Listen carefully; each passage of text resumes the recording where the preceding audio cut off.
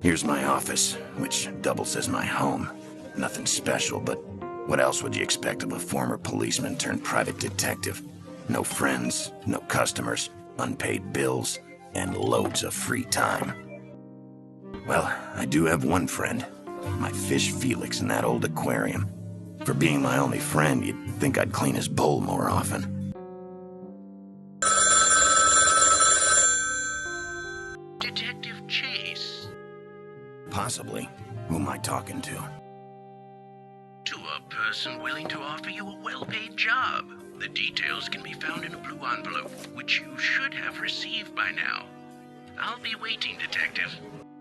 Finally, some work. He said to look for a blue envelope. Bills arrive in blue envelopes as well, and I've got a whole heap of those lying around. Ah, here's the address. A wealthy suburb. The job must be interesting.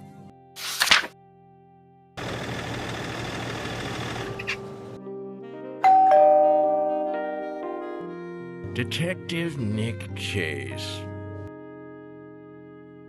Please enter, sir. We've been expecting you.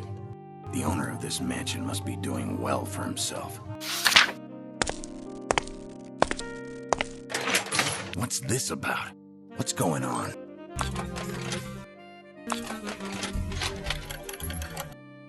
I was expecting a warmer welcome. Let's see what's coming next.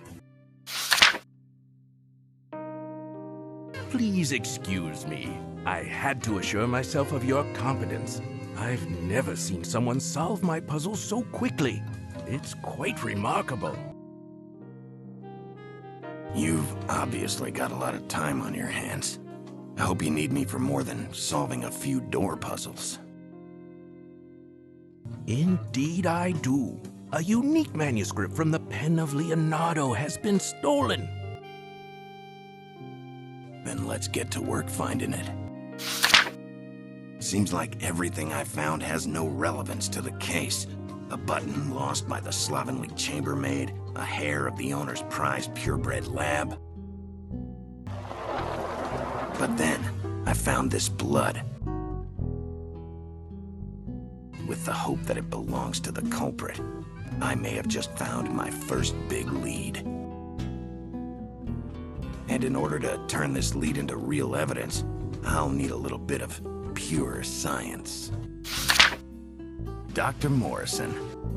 Ah, Nick Chase! I assume you have some sort of forensic question for me? I may. Looks like you're still fiddling around with alchemy. Oh, it's pure science, Nick. Pure science. Although I must admit that the results of my experiments are sometimes quite unexpected. I have a small request for you, Doc. I need to use your lab to... Not a word more. I'm at your disposal, Chase. Speaking of which, I've made the most fascinating discovery regarding the mating habits of microbiotic cell mitosis. Doc. The analyzer's ready. Now I'll need a concoction for the study.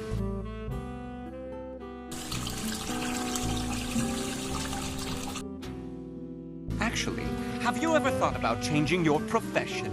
My last assistant was lost in a scientific malfunction of sorts. You know, I wouldn't mind having you as a partner. Oh, no thank you, Chase. I don't particularly enjoy being shot at. Well, enough about that. Let us return to your blood sample. Oh, it's incredible. This single sample possesses enough sedative to drop a horse. I didn't find too much information, but something is definitely better than nothing. Whoever the thief might be, seems like he has some kind of nervous condition. Looks like I need the help of Joe the Scribbler. I'll be lucky to find him at home. Joe knows all the psychos in this city, and with good reason. Sometimes I think he's slightly out of his mind, too. I've already seen Joe's neighbors in a few police lineups. Let's leave them be. No answer. That's not bad. Now Joe won't be able to wiggle out of this one. Nick, I'm so relieved it's you. Quite the welcome. Are you all right? Yeah, let's just say I was involved in an incident, and so I need to get out of this city right now, actually. Just a couple minutes, Joe. I need some information. Yeah, you can always count on me, Nick. Well, let's see here. No, not this. No, not that. Here we go. Let's hear it. Meet Jonathan Graham Jr., a hardened criminal through and through. He suffers from a rare mental disorder which compels him to take sedatives. Thanks, Joe. You helped me a lot.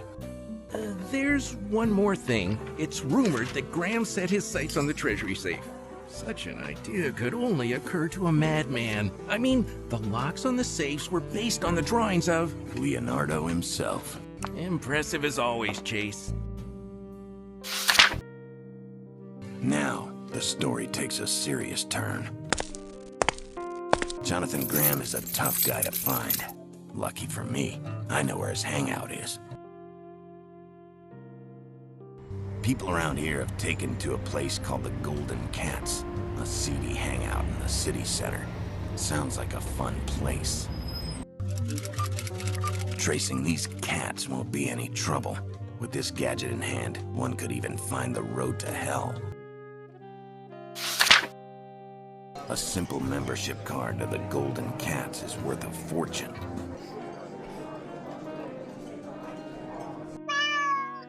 Lucky for me, I just found a discarded fortune. The only thing left is to dredge up a copy and slap my name on it. There happens to be a printing house nearby where nobody will ask any unnecessary questions. Hey, it's Mr. C. Yeah, I got no idea what they told you, but I'm totally clean, bro. Clean? You got it, man. I swear by my poor ma's health, I got nothing to do with no fake mortgages. You of all people know what a straight shooter I am. Tani, you make my job much too easy. But your illegal mortgages can wait. Right now, I need to make use of your laboratory. Ah, excellent. Come with me. You know how much I respect our city's police force. The camera's ready. I need some paper.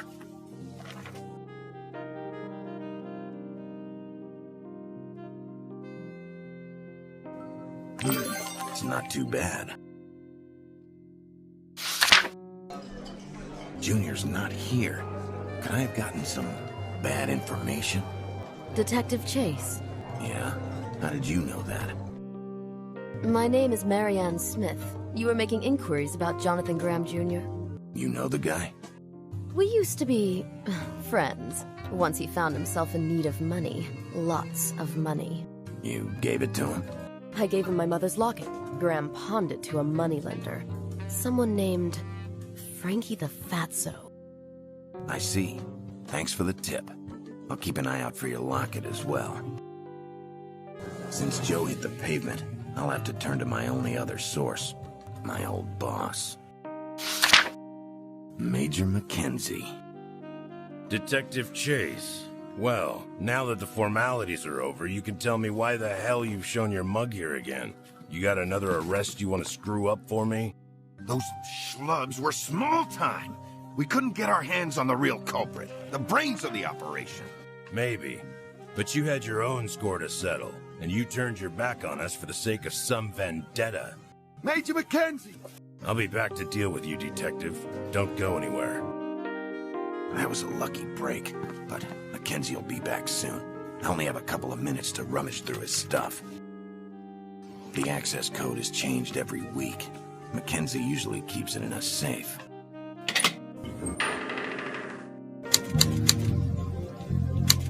Here's the address. Hopefully, the Major won't be too angry.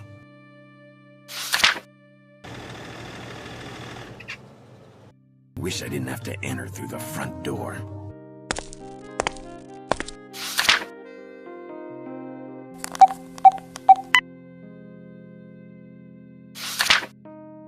I shouldn't turn on the lights. Discretion would be a better choice here.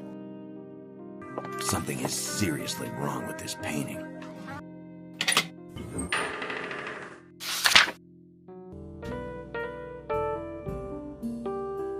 Nick, I don't even know what to say. How did you manage? Have you found Graham? Not yet, but I've got a hunch. Thank you, Detective. I won't disturb you further. I've already wasted enough of your time. Yeah, I should prepare myself for a visit to the cactus. Looks like something has changed since the last time I was here. I've had visitors. So, someone's spying on me. I need to be exceptionally careful from now on. Now it's time to pack.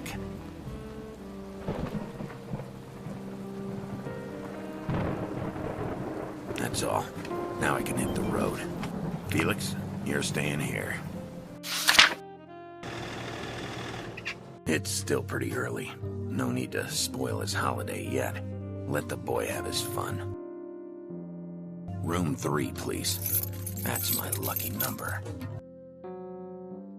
These motel rooms are connected through adjacent doors. Later in the evening, I'll stop by Graham's party. I made it to the lookout. Now I have to wait.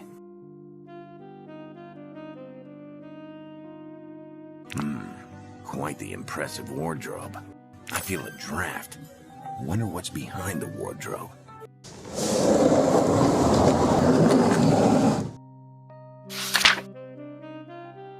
Damn it. Mary Ann's here. Jonathan Graham Jr., you truly are a miserable man. But now that I've found you, it's time to pay for your lies.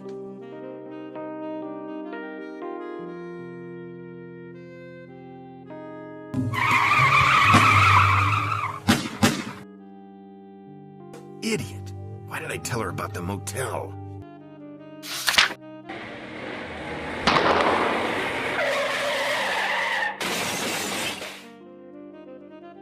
Oh God, I nearly ruined everything.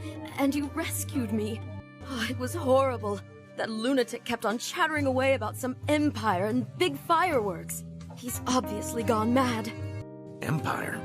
Oh, now I see.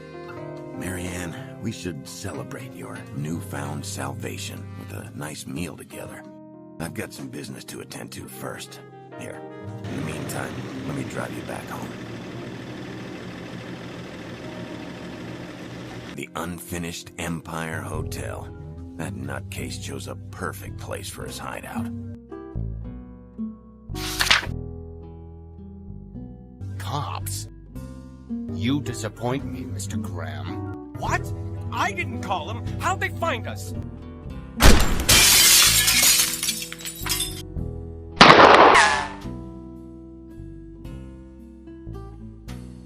Well, we may as well forget about Graham. But who was that stranger? And what hole did he crawl into? A bomb. Those must be the fireworks Mary Ann was talking about. In a few minutes, this whole place will go sky high. I can't let this happen.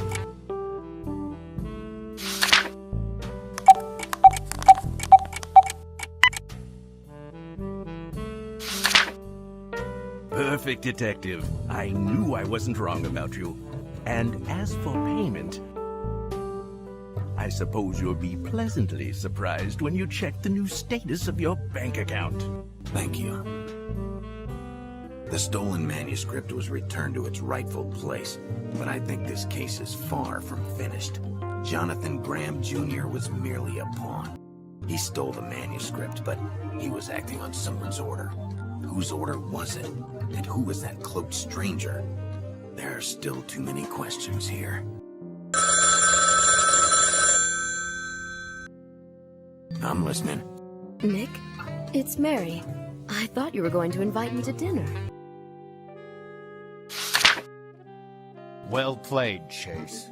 We'll meet again.